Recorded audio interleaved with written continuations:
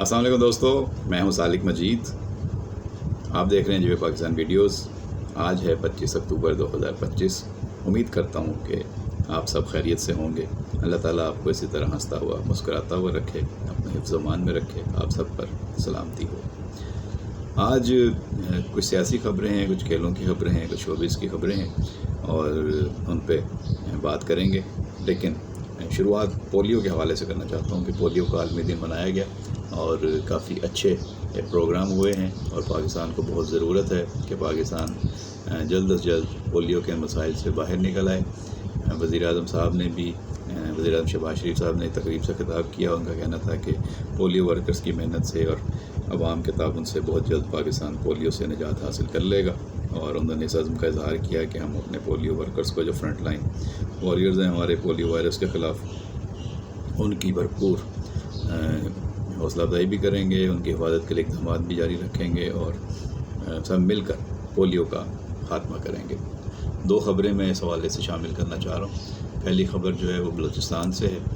بلوچستان میں رواں سال اب تک کوئی بھی پولیو کا کیس سامنے نہیں آیا. یہ انتہائی خوشائن بات ہے. صوبے میں 23 میں سے 2 ڈسٹرکٹ میں پولیو وائرس کی موجودگی پائی گئی ہے. دنیا بھر سے پولیو کا مکمل خاتمہ ہو چکا ہے. پاکستان اور افغانستان میں پولیو وائرس موجود ہے، جبکہ بلوچستان میں پولیو وائرس خاتمے کے بالکل قریب ہے. یہ اچھی خبر ہے بلوچستان سے. یہ بات اسپیشل سیکرٹری صحت شک Baloch, emergency operation centre Balochistan کے کوارڈینیٹر انعام الحق، EPE کے کوارڈینیٹر ڈاکٹر آفتاب کاکڑ، CFO یونیسیف بلوچستان مریم سعید، قاری رشید نے انسداد پولیو کے عالمی دن کے موقع پر منعقد ہونے والے سیمینار سے خطاب کرتے ہوئے کہی. اس موقع پر کوئٹہ پریس کلب کے صدر عرفان سعید، DHO Karachi doctor ایمبل، Maulana Noor ul Haq Haqqani, WHO UNICEF اور PGMF کے نمائندے بھی موجود تھے. اس موقع پر شک بلوچ اور انعام الحق نے پولیو کے خاتمے کے لیے بہترین کارکردگی کا مظاہرہ کرنے والے رضاکاروں اور دیگر میں شیلڈ تقسیم کی.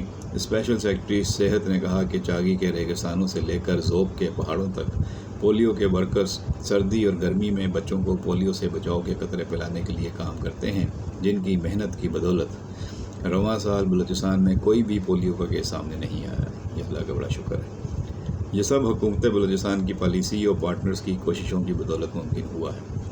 انہوں نے کہا کہ بلوچستان کے 2 ڈسٹرکٹس لسبیلا اور چمن میں پولیو کا وائرس ابھی تک موجود ہے، جس کے خاتمے کے لیے مزید محنت کی ضرورت ہے. ایمرجنسی آپریشن سینٹر بلوچستان کے کوارڈینیٹر انعام الحق نے کہا کہ پولیو ورکرز ہمارے لیے ریڑھ کی ہڈی کی حیثیت رکھتے ہیں، جن کی کاوش کی بدولت بلوچستان پولیو فری صوبہ بننے کے قریب ہے اور انشاءاللہ اور عنقریب بلوچستان سے اس موذی مرض کا خاتمہ ممکن ہو سکے گا. EPE کے کوارڈینیٹر ڈاکٹر آفتاب کاکڑ کا کہنا تھا کہ محکمہ صحت دیگر پارٹنرز کے ساتھ مل کر صوبے سے پولیو سمیت دیگر بیماریوں کے خاتمے کے لیے جدوجہد کر رہا ہے. والدین کو چاہیے کہ وہ اپنے بچوں کو موذی مرض سے بچانے کے لیے بھرپور کردار ادا کریں اور مرتبہ پولیو کی ویکسین کو بچوں تک ضرور پلائیں اور ان کو اس بات کا یقین دلائیں کہ اس میں کوئی مسئلہ نہیں ہے. اچھا جی، ایک اچھی بات یہ ہے کہ پولیو کے خاتمے کے لیے شعور و آگاہی پیدا کرنے کے لیے بلوچستان میں یہ ایک فٹ بال میچ کھیلا گیا اور اس کو پولیو میچ کا نام دیا گیا. یہ میچ مسلم لیگ چمن اور DFA کلب قلعہ عبداللہ کے مابین بطور چیلنج پولیو میچ کھیلا گیا. اس خصوصی میچ کا مقصد پولیو کے خاتمے کے حوالے سے عوام میں آگاہی اور شعور پیدا کرنا اور نوجوانوں میں صحت مند سرگرمیوں کے فروغ کو یقینی بنانا ہے. میچ میں شائقین کی بڑی تعداد موجود تھی اور شائقین نے پرجوش انداز میں اپنی ٹیموں کی حوصلہ افزائی کر کے نعرے لگائے. تو یہ اچھی بات ہے کہ اس طرح کی ایکٹیویٹی ہو رہی ہے. پولیو سے ملتی جلتی ایک خبر اور ہے میرے پاس، وہ بھی میں آپ سے شیئر کرنا چاہوں گا، اور وہ ہے سندھ یونیورسٹی آف سندھ جام شورو سے. وہاں پہ بھی پولیو کے بہت عالمی دن کے حوالے سے بہت اچھی تقریبات منعقد کی گئی ہیں اور ان کے جو وائس چانسلر ہیں فتح محمد مری صاحب اور ان کے جو پرو وائس چانسلر ہیں شاہ صاحب، انہوں نے اس سلسلے میں کافی کردار ادا کیا ہے. یہ عبدالستار شاہ صاحب ہیں، پروفیسر ڈاکٹر عبدالستار شاہ صاحب پرو وائس چانسلر ہیں. انہوں نے تقریب منعقد کرائی، اس سے خطاب بھی کیا اور وہاں پہ جو ہے وہ لاڑکانہ سے بھی وہاں کے یونیورسٹی کے وائس چانسلر آئے ہوئے تھے اور بھی بہت سی اہم شخصیات نے اس پروگرام سے خطاب کیا. یہ اچھا لگا مجھے، تو میں نے کہا اس کا بھی ذکر اس پروگرام میں کر لیں. ملک بھر سے ہی پولیو کے حوالے سے تقریبات اور پروگراموں کی اچھی خبریں آئی ہیں. تو اللہ کرے کہ جس طریقے سے یہ آگاہی اور شعور بیدار ہو رہا ہے تو ہمارے وہ والدین جو ابھی تک پولیو کے قطرے پلانے سے گریزیں ہیں ان کے بھی دماغ بدلیں اور ان کے بھی ذہن اور سوچ میں تبدیلی آئے اور وہ بھی اپنے بچوں کو اس بیماری سے بچانے کے لیے کوئی بڑے فیصلے کر لیں. تو یقینی طور پہ اچھے کی امید رکھنی چاہیے. اچھا جی، اب تھوڑا آگے بڑھتے ہیں خبروں کی طرف.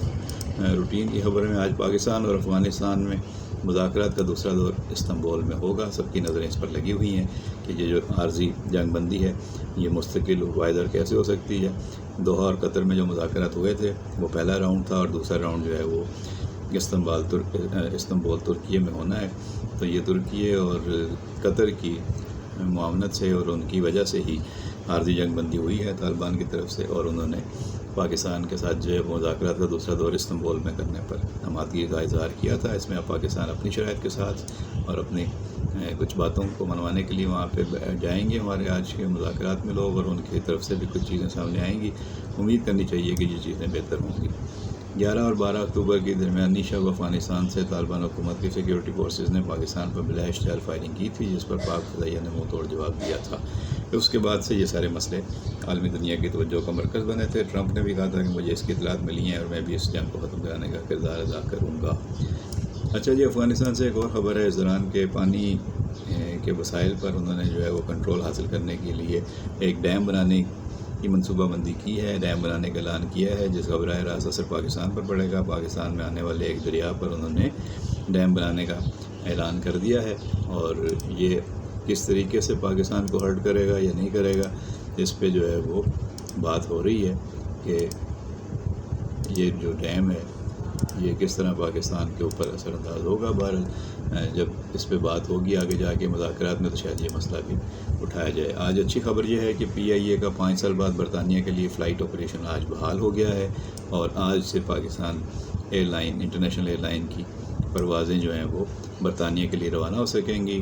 میڈیا رپورٹس کے مطابق PIA کی 5 سال بعد پہلی پرواز آج اسلام آباد سے 350 مسافروں کو لے کر مانچسٹر روانہ ہوگی. اب یہ سب کچھ جو ہوا تھا آج تک قوم کو یہ نہیں پتا کہ یہ اس کا ذمہ دار کون تھا. جو وفاقی وزیر تھا PTI کے دور کا سرور، کیا نام تھا اس کا، سرور، اس کو سزا کیوں نہیں ملی؟ اس کے ایک بیان کی وجہ سے جو ہے پاکستان کو دنیا بھر میں یہ مسائل کا سامنا کرنا پڑا، اور ہماری ایئر لائن اور ہمارے پائلٹوں کو اپنی ڈگریاں چیک کرانے اور اس طرح کی جو ہے وہ مسائل سے گزر کر 5 سال بعد اب ہمارا آپریشن بحال ہو رہا ہے. تو اتنا نقصان ہوا ہے، یا اس نقصان کا ازالہ کون کرے گا؟ کم از کم اس وزیر کو تو کٹہرے میں لانا چاہیے، اس سیاستدان کو جس کے ایک بیان نے پاکستان کو اتنے مسائل سے دوچار کیا. اچھا جی، آگے بڑھتے ہیں. اسٹیٹ بینک کے نئے ضوابط نافذ ہو رہے ہیں. موبائل والٹ اور ڈیجیٹل بینکنگ صارفین کو مشکلات کا سامنا ہو سکتا ہے، ایسا کہنا ہے میڈیا رپورٹس میں تجزیہ کاروں کا، جس میں وہ کہتے ہیں کہ جن شہریوں نے اب تک اپنے ڈیجیٹل بینک اکاؤنٹس اور موبائل والٹس کے لیے بایو میٹرک تصدیق مکمل نہیں کی ہے انہیں 25 اکتوبر سے سروس میں تعطل کا سامنا کرنا پڑ سکتا ہے، کیونکہ اسٹیٹ بینک آف پاکستان کی جانب سے جولائی میں متعارف کرائے گئے نئے ضوابط کل سے نافذ العمل ہو رہے ہیں. یہ ضوابط BPRD سرکولر نمبر 1/2025 کے ذریعے جاری کیے گئے، جن کے تحت SBP کے دائرہ کار میں آنے والے تمام اداروں کو اکاؤنٹ کھولنے اور صارفین کے اندراج کے عمل کو منظم بنانے کی ہدایت کی گئی ہے، جن میں banks, development finance institutions, micro finance banks, digital banks اور الیکٹرانک منی انسٹیٹیوشنز شامل ہیں. 25 جولائی کو جاری سرکولر کے مطابق تمام SBP کے ریگولیٹڈ اداروں کو ہدایت کی گئی تھی کہ وہ اکاؤنٹ کھولنے، کسٹمر آن بورڈنگ کے عمل کو منظم بنائیں اور صارف کے تجربے کو بہتر کریں. تو یہ دیکھتے ہیں اس کے کیا مثبت اور منفی اثرات آتے ہیں. جو بھی سامنے آئیں گی چیزیں اس پہ بات ہو جائے گی. اچھا جی، PSL کے حوالے سے تنازع چل ہی رہا تھا، لیکن اب یہ خبر آ گئی ہے کہ PSL 11 میں 2 نئی ٹیموں کی شمولیت پر سنجیدگی سے غور کیا جا رہا ہے. یہ کہنا ہے CEO سلمان نصیر صاحب کا، اور پاکستان سپر لیگ کے چیف ایگزیکٹو آفیسر ہیں سلمان نصیر. انہوں نے انکشاف کیا ہے کہ PSL اپنی سب سے بڑی توسیع کے لیے تیار ہے، جس میں 2 نئی ٹیمیں اور 2 اضافی وینیو اگلے ایڈیشن میں شامل کیے جانے کا امکان ہے. پاکستان کرکٹ بورڈ کی جانب سے جاری ایک پوڈ کاسٹ میں گفتگو کرتے ہوئے سلمان نصیر کا کہنا تھا کہ بورڈ اس بار PSL 6 وینیوز پر کرانے کے لیے بہت سنجیدگی سے غور کر رہے ہیں.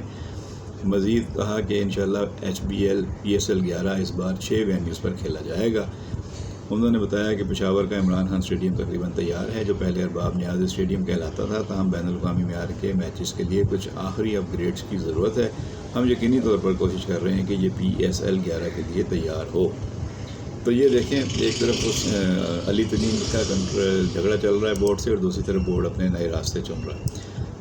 کچھ اور اہم خبروں کی طرف بڑھنے سے پہلے چھوٹی چھوٹی شوبز کی خبریں ہیں، وہ دیکھ لیتے ہیں۔ اشنا شاہ کے ویانا میں سیر سپاٹے کی خبر ہے، جس پر بولڈ لباس پہننے پر ان کے جو فینز ہیں وہ کسی نے پسند کیا ہے، کسی نے ناپسند کیا ہے، اور اس پر تنقید ہو رہی ہے۔ بھائی یہ تو اپنا مسئلہ ہے، ہر کسی کا ان کو اپنا لباس پہننا ہے، باہر جا کے وہ کس طرح کا لباس پہنتے ہیں، جیسا دیس ویسا بھیس، یا اپنی روایات کو رکھتے ہیں۔ بہرحال یہ آپ کے فینس کے اوپر ہوتا ہے کہ آپ کو کیا چیز اچھی لگتی ہے، کیا نہیں لگتی۔ آپ جب اپنے فنکاروں کو پسند کرتے ہیں تو ان کی پسند کا بھی خیال رکھیں۔ اچھا جی، بیٹنگ ایپ کے غیر قانونی تشہیر کا معاملہ ہے، اور عروب جتوئی کے حق میں عدالت کا ایک اہم فیصلہ آ گیا ہے۔ معروف یوٹیوبر سعد الرحمان اور ڈکی بھائی کی اہلیہ عروب جتوئی کے حق میں عدالت کا فیصلہ آیا ہے، جسے ان کے فینس بڑا فیصلہ قرار دے رہے ہیں۔ جوا ایپ کی غیر قانونی تشہیر کے مقدمے میں اہم پیش رفت ہوئی ہے۔ ڈکی بھائی کی اہلیہ عروب جتوئی کی جوئے ایپ کی غیر قانونی تشہیر کے مقدمے میں عبوری ضمانت میں توسیع کر دی گئی ہے۔ اچھا جی، اصل میں بات یہ ہے کہ ضمانت ہو گئی تھی، اور اس میں اب 6 نومبر تک توسیع کرتے ہوئے تفتیشی افسر کو عدالت نے ہدایت دی ہے کہ وہ آئندہ سماعت تک کیس سے متعلق جامع رپورٹ عدالت میں جمع کرائیں۔ واضح ہے کہ ڈکی بھائی اور ان کی اہلیہ عروب جتوئی پر جوئے کی ایپس کی غیر قانونی تشہیر کا مقدمہ قائم کیا گیا تھا۔ یہ کیس پاکستان میں آن لائن جوئے کی ایپس کے خلاف چلائے جانے والے بڑے مقدمات میں سے ایک ہے، جس میں نامور یوٹیوبر اور سوشل میڈیا شخصیات کو ملوث ہونے کے شبے میں گرفتار کیا گیا تھا۔ اس جوئے کی ایپ کی غیر قانونی تشہیر کے مقدمے میں شہریوں کو مالی نقصان پہنچا ہے۔ اچھا جی، اور کیا ہے خبروں میں؟ آج عمر خان نے دیوالی منائی ہے، تو بھائی دیوالی منانی، اس پہ آپ کو کیا اعتراض ہے؟ عمر خان ایک پاکستانی شوبز انڈسٹری کی معروف اداکارہ ہیں، مصنفہ ہیں عمر خان۔ انہوں نے دیوالی لک پہ تصاویر بھیجی ہیں، جس میں انہوں نے دیوالی کا انداز اپناتے ہوئے ساڑی پہنی اور اسی طریقے سے جو ہے اپنی تیاری کی اور بندیاں لگائی ہے۔ تو photo and video sharing platform Instagram پر اداکارہ نے دیوالی پارٹی کی تصاویر شیئر کی، جو صارفین کی توجہ کا مرکز بنی ہوئی ہیں، اور ان پر اب کچھ لوگوں نے پسندیدگی کا اظہار کیا ہے، اور کچھ لوگ جو ہیں بہت اعتراضات اٹھا رہے ہیں کہ وہ ہندو برادری کے ساتھ جس طریقے سے جو شکروش سے خوشیاں منا رہی ہیں، تو کیا یہ انہیں کرنا چاہیے تھا یا نہیں؟ سب کی اپنی اپنی رائے ہے۔ تو بھائی کسی کی خوشیوں میں شریک ہو جانے میں آپ کو کیا برائی لگتی ہے؟ کسی کا دل توڑنے سے بہتر ہے کہ کسی کو خوش کر دیں۔ تو اس میں انہوں نے کوئی ایسی غلط حرکت تو نہیں کی، خوشی میں شامل ہوئی ہیں، مبارکباد دی ہے، ساری دنیا میں لوگ کہہ رہے ہیں ہیپی دیوالی، ہم بھی کہتے ہیں ہیپی دیوالی۔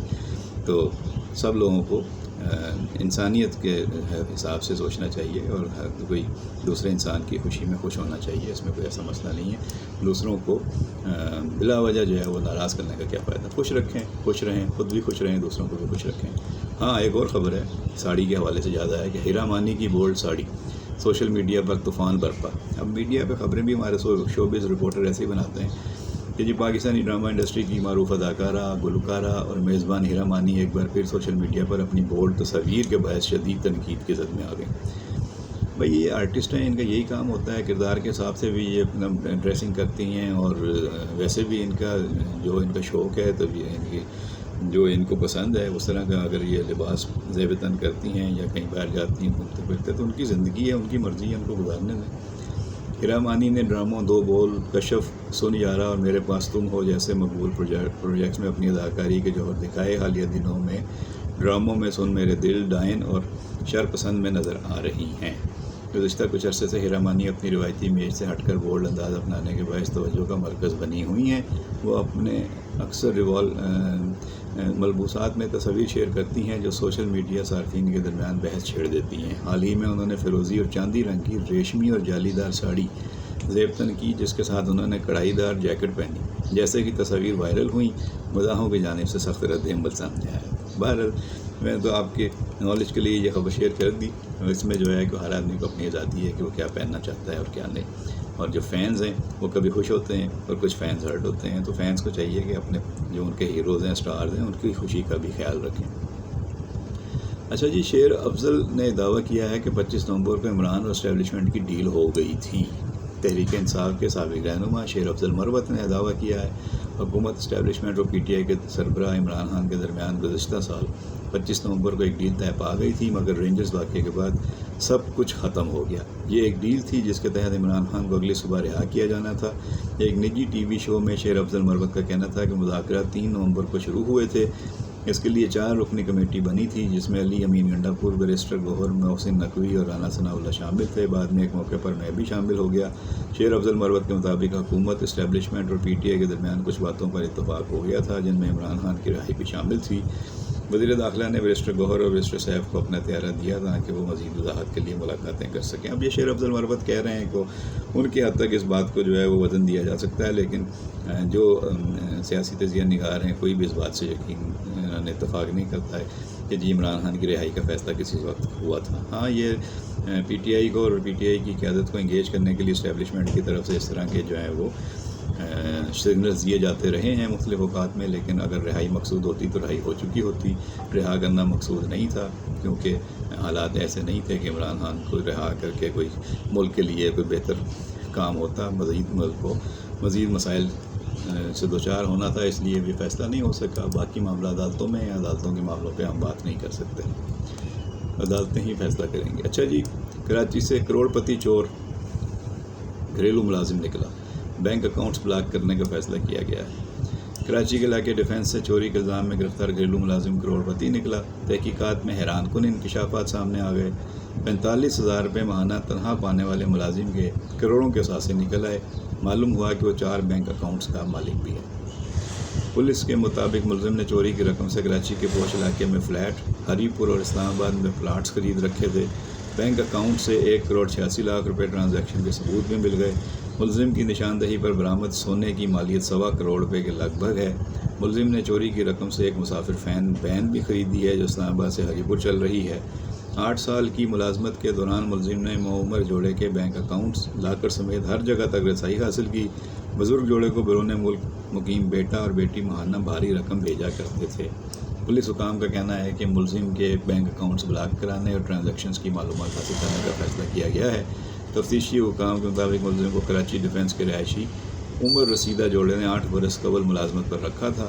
پولیس حکام کے مطابق 4 سال قبل شوہر کا انتقال ہوا تو ملزم معمر خاتون کی دیکھ بھال کرتا رہا، اسی دوران وہ چوریاں کرتا رہا۔ تو بھائی یہ جو لوگوں نے اپنے ملازم رکھے ہوئے ہیں خاص طور پر اپنے بزرگ والدین کے لیے یا خود ملک میں نہیں ہیں تو ان کے شناختی کارڈ بھی اپنے پاس رکھیں، ان کے بارے میں جو ہے وہ جانکاری رکھیں، معلومات رکھیں اور ان پہ اوپر نظر بھی رکھیں اور ویڈیو کیمرے ضرور لگائیں، CCTV کیمرے اپنے گھروں میں، تاکہ پتہ چلے کہ ملازمین کر کے رہیں۔ کراچی سے اچھی خبر ہے جی، کراچی کی مرکزی شاہراہوں اور فٹ پاتھوں کی دھلائی مہم کا آغاز ہو گیا ہے۔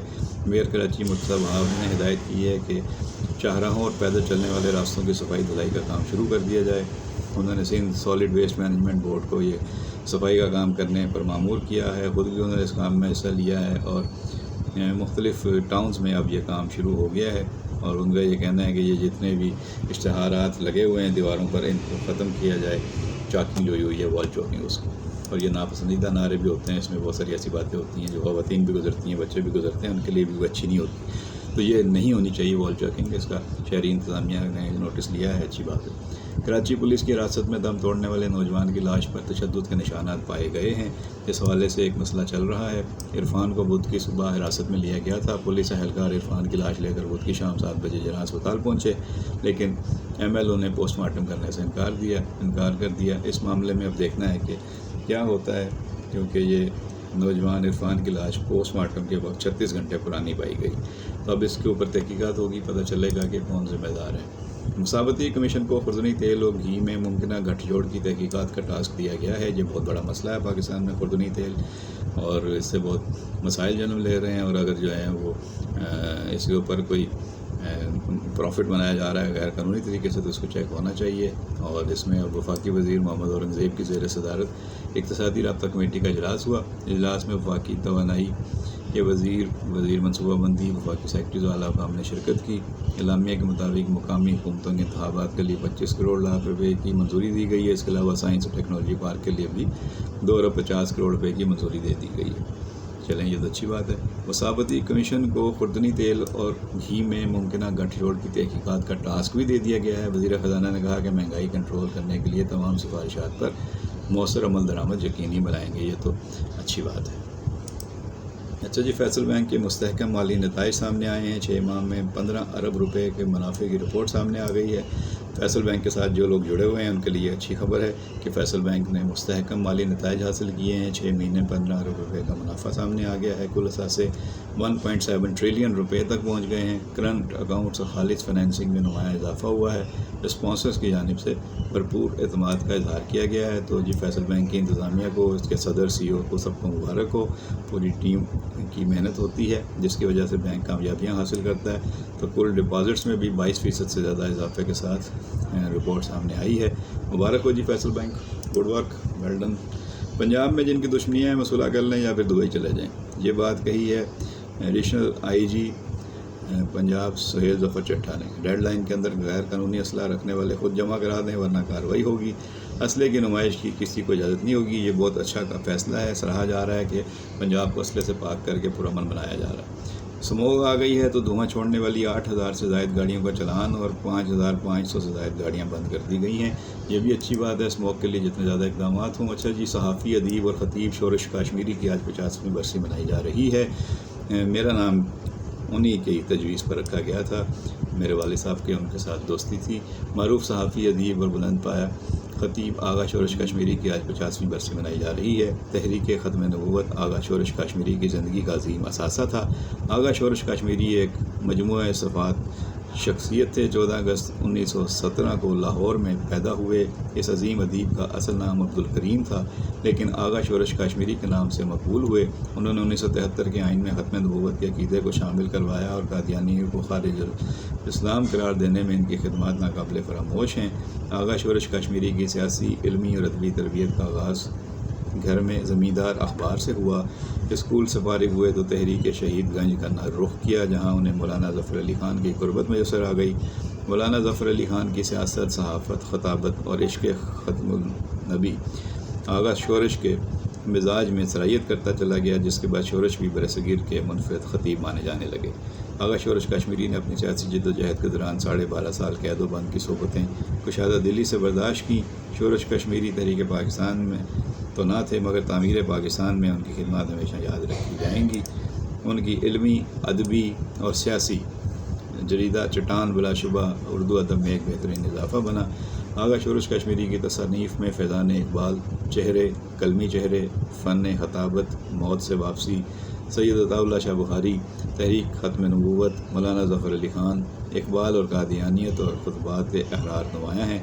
आगा शोरश कश्मीरी 25 अक्टूबर 1975 को लाहौर में इंतकाल कर गए और मियानी साहब कब्रिस्तान में आसूदा खाक।